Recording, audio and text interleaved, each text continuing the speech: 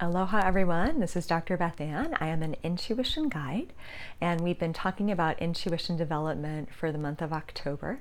So today's topic is 100% intuitive and not planned. I literally have a deck of cards sitting in front of me.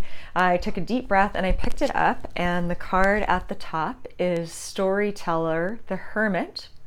And that is my inspiration for this video, to work with those energies. So I made a video probably about a week or so ago that I posted where I talked about the importance of being a storyteller when we are developing our intuition, because the way that intuitive information often shows up and the way that our angels, ancestors, and guides often talk to us is through bringing things into our path in the material world, and then bringing things into our spiritual path that we pay attention to, or we have a feeling, or we have a flash of insight.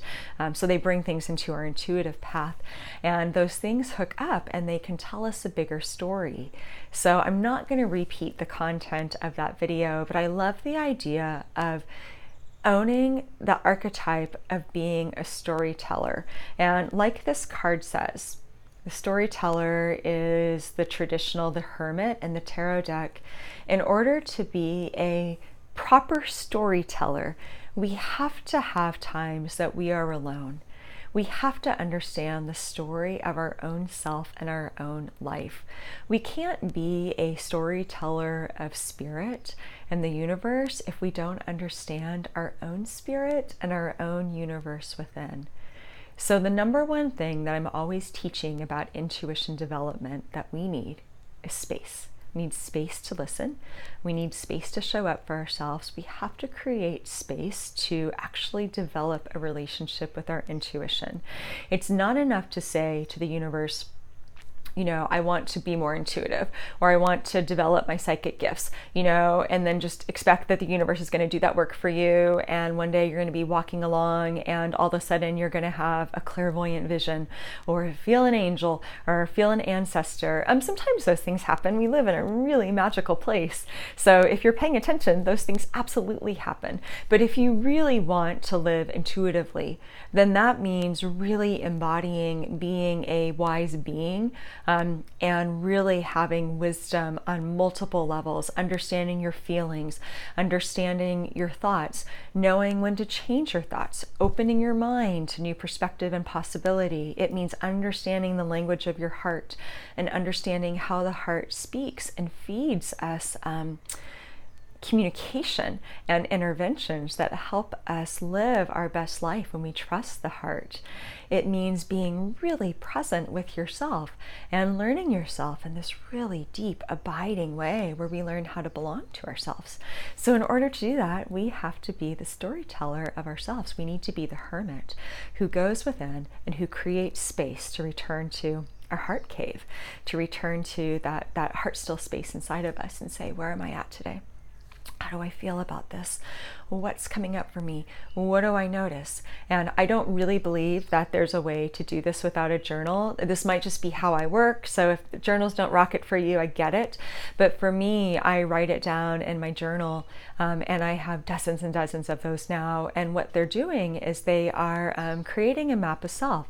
They're creating a map of my interior. Every time I journey inward, every time I'm like the mystic journeyer who goes into the cave of my heart. Now I'm seeing Luke Skywalker when he's in Yoda's Dagobah system, and he goes into this dark cave and he has these visions come out.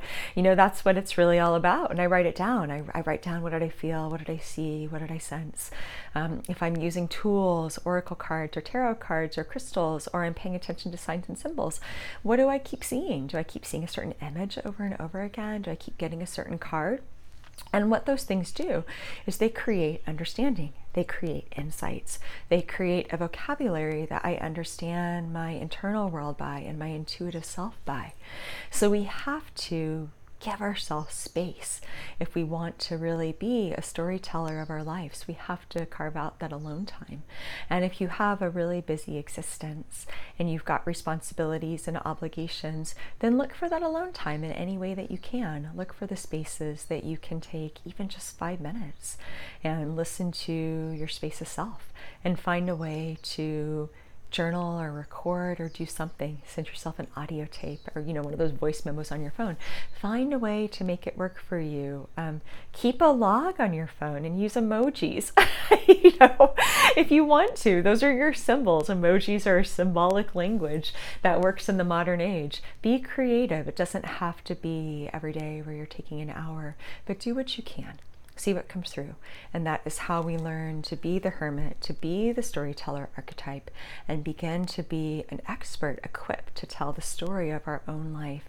And the more we do that, and the more we give ourselves permission to embody that energy, the more responsibility we're given on a cosmic level, where we start to be able to help tell the stories that our guides and ancestors and angels bring through, so that we can take that spiritual knowledge out into whatever circles we are gifted to touch.